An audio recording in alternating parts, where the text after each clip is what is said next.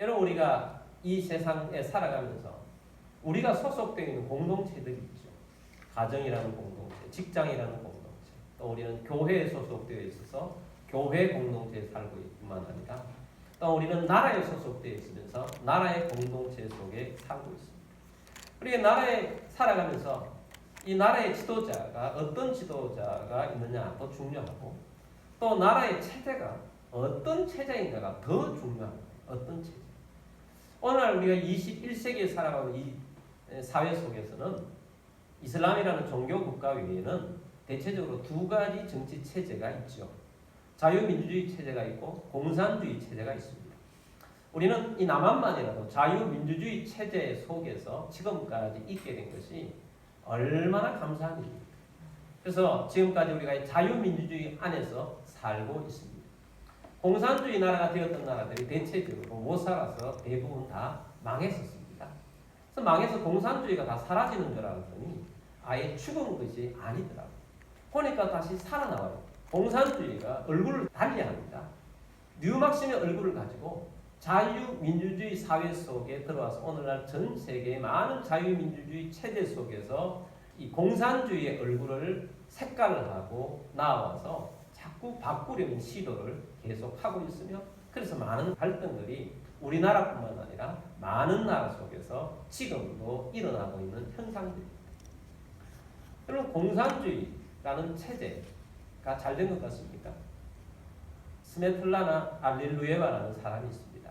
이 스메틀라나 알릴루에바라는 사람은 누구냐? 소련의 스탈린의 딸입니다. 스탈린의 딸로서 공산주의 고위 간부를 지낸 적도 있는 사람입니다. 이 사람이 이런 말을 했어요. 책으로 공산주의를 배우면 공산주의자가 되고 몸으로 공산주의를 배우면 반공주의자가 된다. 이런 말을 했어요. 이분이 공산주의를 가지고 아버지를 따라서 일을 하다가 잘못됐다는 것을 깨달았어요. 그래서 이런 이야기를 했다고 합니다. 내가 어릴 때는 아버지가 위대한 사람이요 위대한 일을 하는 줄 알았는데 아버지가 큰 죄를 지었다. 그래서 나는 한평생을 속죄하는 마음으로 살겠다. 그렇게 해서 속죄하는 마음으로 살았다고 합니다. 책으로 공산주의를 배우면 공산주의가 됩니다. 무슨 이야기입니까? 책으로 공산주의를 접하면 흥분하는 거예요. 이런 세상이 되면 유토피아가 되겠구나. 정말 멋진 세상이 되겠구나. 모든 사람이 평등한 삶을 살게 되겠구나. 그래서 아주 환상을 가지고 열정으로 공산주의자가 된다는 것입니다. 근데 실제로 공산주의가 되어보면 공산주의는 자유를 사랑하고 모든 사람들이 잘 사는 것이 아니라 잘 못 살게 되고 대부분의 공산주의 국가들을 보면 독재자, 전체주의가 되고 독재자들이 통치를 하게 되죠. 자유가 없어져요. 그래서 몸으로 배운 사람들은 반공주의자가 된다라는 이야기를 했다는 것입니다.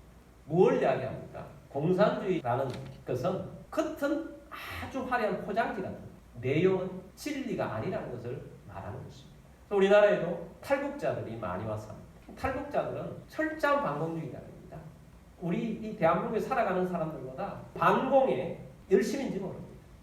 우리는 어린 시절에 6.25를 겪었고 공산주의자들을 겪었던 우리의 조상들을 보면서 그들은 정말 엄청난 반공주의자였다는 것을 기억합니다.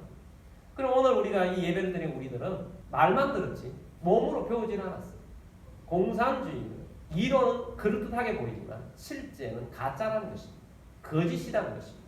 진리가 아니라는 것입니다. 마귀가 만들어낸 마귀의 자식처럼 만들어진 이론이 공산주의 이론입니다. 그러나 여러분, 우리 그리스도인들은 절대로 공산주의에 기웃거려서도 안 되고 동조해서도 안 됩니다. 공산주의는 유물론입니다. 유물론이라는 것은 하나님이 없고 영이 없다는 것입니다. 그들은 영이 없고 유물주의이기 때문에 하나님이 없는 세상을 만들어갑니다. 하나님이 없는 세상이기 때문에 그들의 논리와 이론은 그렇게 나아가고 있지만 굉장히 부도덕합니다. 인권이 없습니다. 인권을 많이 말하지만 인권이 없어요. 그렇기 때문에 여러분, 이런 공산주의에 물들지 않도록 해야 합니다. 자유민주주의 체제가 오늘날 이 사회인데 자유민주주의 체제의 이 배경 속에는 그 밑바탕에는 뭐가 있느냐? 우리 개신교가 있습니다. 천주교가 아니고 우리 개신교가 있어요. 우리 개신교가 있는데 이 개신교 중에도 특별히 장로교의 바탕을 두고 있습니다. 장로교는 대의민주주의를 제도를 채택하고 있습니다. 우리 자유민주주의 나라 체제도 대의민주주의 체제를 만들어서 운영하고 있습니다. 여러분 자유민주주의라고 해서 완벽한 것은 아닙니다. 이 세상에 어떤 체제도 완벽한 체제는 없습니다. 이 체제를 운영하는 자가 누구냐가 참 중요한 거예요. 사람은 악합니다. 모든 사람은 악합니다. 권력에 올라오는 권력자들은 권력욕에 치우쳐 있습니다. 자기 권력을 유지하기를 원합니다. 그리고 자유민주주의이기 때문에 법의 위반만 되지 않는다면 법에 아닌 분명히 잘못된 것에도 불구하고 그것을 해나가서 자기 유익을 취하는 사람들이 악한 사람들이라는 것입니다. 그래서 자유민주주의가 체제가 잘 서기 위해서는 정말 하나님의 사람들이 지도자가 되어야 돼요. 진실한 요셉 같은 믿음의 지도자가 정치 지도자가 되면 섬기는 지도자가 될 것입니다. 요셉과 같은 인물이 경제를 이끌어간다면 나누는 사람이 될 거예요. 자기 이익만 위해서 살아가는 사람이 아니라는 것입니다.